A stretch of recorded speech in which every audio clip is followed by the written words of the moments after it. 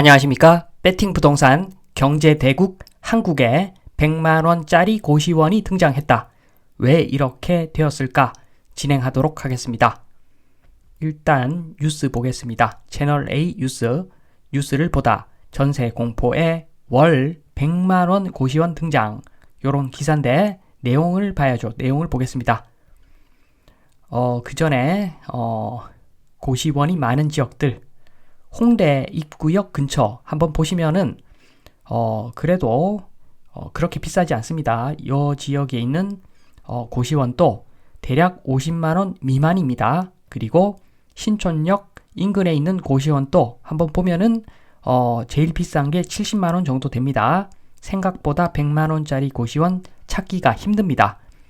그리고 기사를 계속 보면은 전 월세 비중 최근에 많이 월세 비중이 올라갔죠. 전세는 27%에 그쳤다라고 하는 내용인데 여기서 출발을 합니다. 기사가 월세를 찾는 사람이 늘면서 물건 구하기가 쉽지 않자 고시원 찾는 사람도 덩달아 늘었다. 이런 식으로 유도를 하는데 조금 결이 다른 이야기입니다. 요거는 좀 이따 설명을 드리고 지금 월세 45만원인데 대기자가 줄 설 만큼 방 구하기가 어렵다. 요런 쪽으로 유도를 합니다. 한마디로 제가 봤을 때 지금 기사 내용을 보면은 월세를 많이 찾으니까 고시원마저 가격이 올라갔다. 그래서 주거 안정을 위해서 전세 안정화가 필요하다. 요런 쪽으로 이야기를 합니다. 전세 제도가 문제가 있는 것이 아니라 전세 제도가 흔들리면은 힘든 사람들이 더 힘들어지니까 전세 제도를 다시금 안정화시켜야 된다. 이런 식으로 이야기를 합니다. 지금 상황을 정확히 이해하기 위해서는 청년들의 주거 사다리를 봐야 됩니다. 저는 어느 정도는 알고 있습니다. 저는 쉐어하우스 운영을 좀 해봤었는데 고시원하고 비슷하죠. 고시원하고 비슷한데 지금 보시면은 제일 밑바닥이 고시원이라고 보시면 됩니다. 일반적으로 물론 프리미엄 고시원도 있지만 일반적으로 고시원이 제일 밑바닥입니다. 그 이유는 고시원 45만원 이라고 하면은 관리비가 한 15만원 들어가죠. 그리고 밥도 줍니다. 좀 부실하긴 하지만 식대 15만원 또 뺍니다. 그러면은 실질적으로 고시원 45만원이라고 하는 것은 일반적인 임대 계약에 있어서 15만원 정도 되는 계약이다. 이렇게 볼 수가 있습니다. 쉐어하우스도 도찐 개찐이죠. 비슷합니다. 쉐어하우스 30만원이다. 그러면은 여기는 냉난방비가 약간은 더 저렴하겠죠. 관리비, 냉난방비 13만원 빼고 식대는 한 2만원 정도 굉장히 부실한 식대를 약간은 제공합니다. 그러면은 이렇게 차감을 하고 나면은 쉐어하우스 30만원도 결국에는 일반 임대로 보면은 15만원짜리다. 이렇게 볼 수가 있습니다. 최하층에 있는 거죠. 그러니까 지금 고시원 45만원 굉장히 저렴한 가격일 수가 있습니다. 요게 고시원마다 다르겠지만 밥을 주고 냉난방도 어느 정도 해주는 고시원 같으면 45만원 고시원 굉장히 저렴한 가격일 수가 있습니다. 반면에 원룸만 가더라도 원룸 40만원이다. 그러면 여기에 사는 친구들 입장에서는 관리비, 식대 또 추가로 부담을 해야 됩니다. 그러니까 고시원 45만원짜리에 사는 친구보다 원룸 40만원에 사는 친구가 훨씬 더 부자죠. 그리고 원룸 위에 오피스가 있겠죠. 오피스 60만원. 여기는 관리비가 원룸보다 훨씬 많이 나옵니다. 그러니까 오피스 사는 청년 어느 정도 부르주아라고 볼 수도 있는 거죠. 요게 청년들의 주거 사다리입니다. 요 내용을 이해를 한다면 기사 내용 이렇게는 안 쓸 겁니다. 45만원인데 대기자가 줄을 섰다.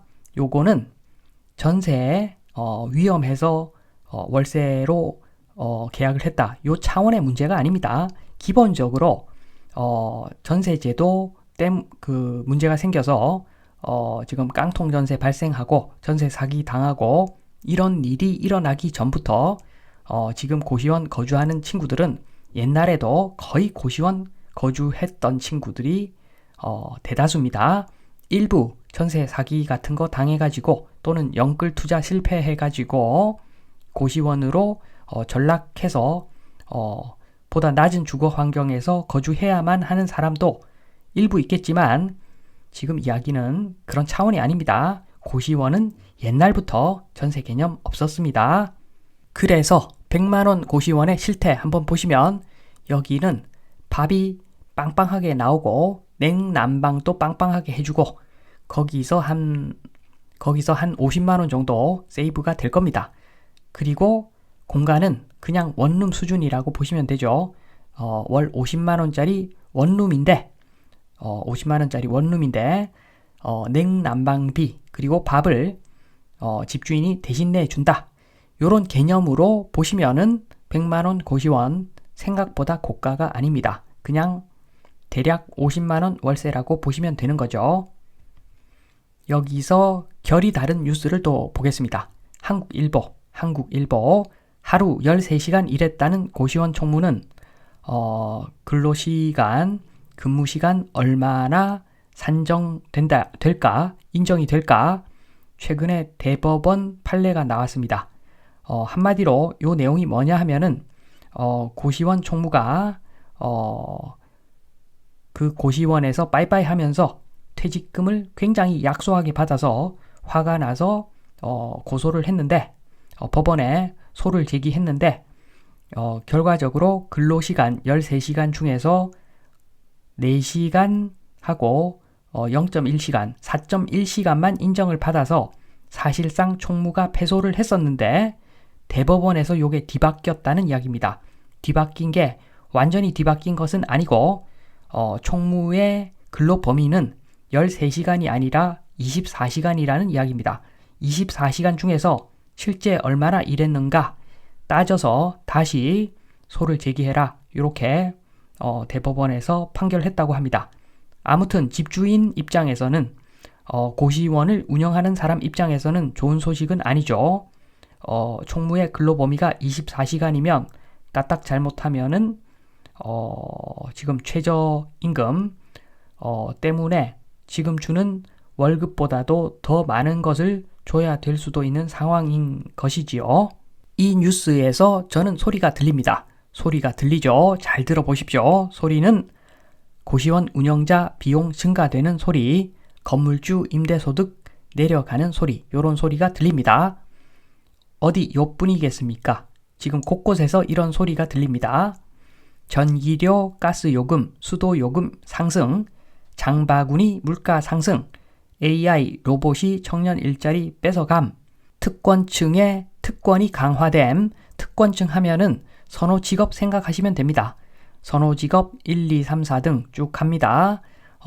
열심히 일하는 사람들은 괜찮은데 선호직업은 일하는 거에 비해서 보상이 큰 쪽을 다들 선호하죠. 그래서 지금 의사라든가 공기업이라든가 서로 가려고 하는 자리, 서로 되고 싶어하는 그 자리가 어떻게 보면은 특권층이고 지금 너무 그 사람들을 위해서 퍼주다 보니까 누구 한 명 퍼주는 일이 있으면 다른 쪽에서는 모질라죠. 한마디로 특권층의 특권이 강화되는 방향으로 사회가 돌아가면은 청년들이 힘들 수밖에 없습니다. 그렇게 되면은 고시원 운영자 거꾸로 고시원 운영자 입장에서는 비용 증가는 아니겠으나 월세를 많이 올려받지 못하죠. 그래서 수익이 줄어들고 건물주도 임대소득 내려가는 소리죠. 요런 소리가 요즘 많이 들립니다. 요런 소리가 전반적으로 많이 들리기 때문에 지금 그래서 주거난이 가중되고 있다. 이렇게도 볼 수 있습니다. 결론적으로 조금 산만하게 말씀을 드렸는데 결론적으로 청년 주거난의 원인 제가 봤을 때는 기득권층이 숟가락을 꽉 쥐고 있어서 나타나는 현상이라고 보여집니다. 해결 방법은 크게 두 가지가 있습니다. 첫 번째가 더 좋은 해결책인데 좋은 일자리 많이 만들기. 좋은 일자리 많이 만들기. 정부에서 공무원 많이 뽑고 공기업 직원들 많이 뽑고 연봉 팍팍 올려주고 요게 답이 아니죠. 그렇게 하면은 망하죠. 그렇게 하면 망합니다. 좋은 일자리 많이 만들려면 기업가들에게 모든 특혜를 팍팍 밀어주면 됩니다. 모든 특혜를 기업가에게 집중적으로 밀어주면은 좋은 일자리가 많이 만들어지겠죠. 그런데 이렇게 모든 특혜를 기업가에게 몰아주는 행동을 하다 보면은 지금 기득권, 앞서 말씀드렸듯이 지금 대접 잘 받고 있는 의사라든가 공기업 직원이라든가 많은 것을 포기를 해야 될 겁니다. 요 방향이 제일 좋은 방향이고 요게 안 된다라고 하면은 부동산을 좀 잡아야죠. 간단합니다. 지금 전세 제도가 문제가 아니라 고시원 사는 청년들 전세는 어차피 꿈도 못 꾼 것이고 제가 봤을 때는 용산이라든가 서울에 그린벨트 좀 풀어가지고 국가에서 수용해가지고 그 땅에다가 용적률 2000%짜리 청년 임대 아파트 짓고 인프라 전철 팍팍 깔아주고 그렇게 하면은 자동 주거난이 해소되겠죠. 물론 그렇게 하면은 주택가격 하락은 좀 많이 될 겁니다. 그렇게 되면은 마찬가지로 기득권층에서 조금 손실이 크겠죠. 요 둘 중에 한 가지만 해도 청년 주거난 해소된다 말씀을 드리면서 이만 마치겠습니다. 감사합니다.